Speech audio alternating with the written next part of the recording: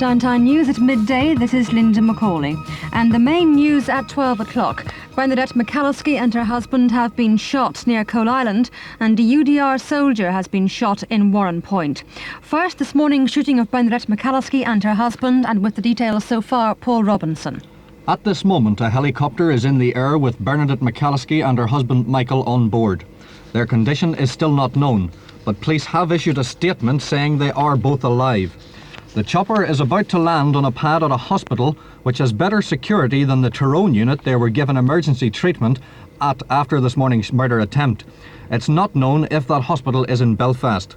The shooting was reported at 14 minutes past 8.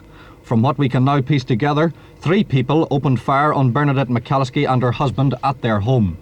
Police say 3 persons arrested immediately after the shooting are being questioned. The gunmen were operating in a remote area of Coal Island. The McAliskey home, a country-style house in the townland of Derry-Loughan, virtually on the shores of Lough Neagh. The house stands on its own at the end of a lonely laneway. The couple have 2 children, the firstborn, while 34-year-old Bernadette McAliskey, or Devlin as she was then, was an independent MP at Westminster. Her husband Michael is a former school teacher who now breeds greyhounds. To recap then, a helicopter is about to land at a high-security hospital here with Bernadette McAliskey and her husband on board. They have been shot, but police say they are alive and 3 people are being questioned. Now, the look at the career of Bernadette McAliskey, our political correspondent, Eamon Malley. 34-year-old Bernadette Devlin McAliskey was catapulted onto the political scene when still a Queen's University student during the civil rights days of 1969.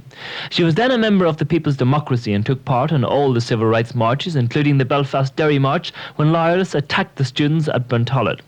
She lost her first election against Chichester Clark in South Derry in '69, but won a by-election in Mid-Ulster in the same year and went to Westminster, where she took the place by storm, eventually ending up punching the then Home Secretary Reginald Maudling, accusing him of lying about the events of Bloody Sunday in Derry, in which 13 people died.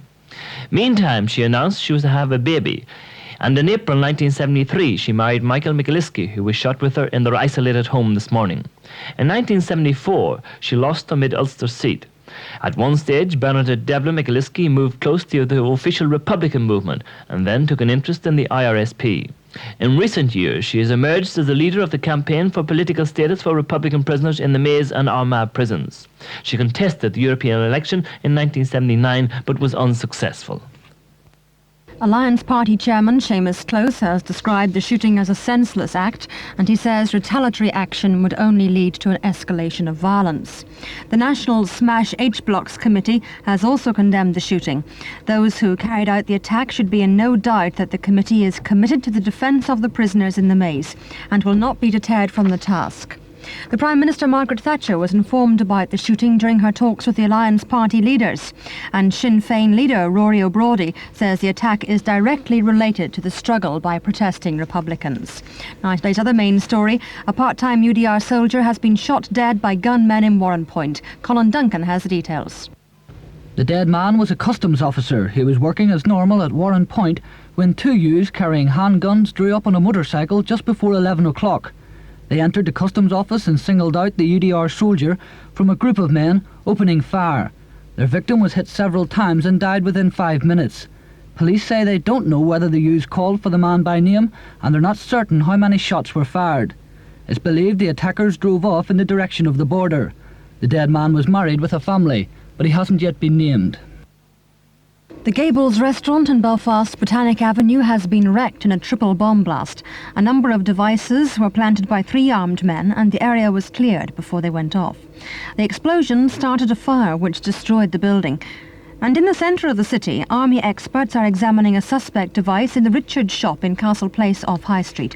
Police are asking everyone to avoid both areas.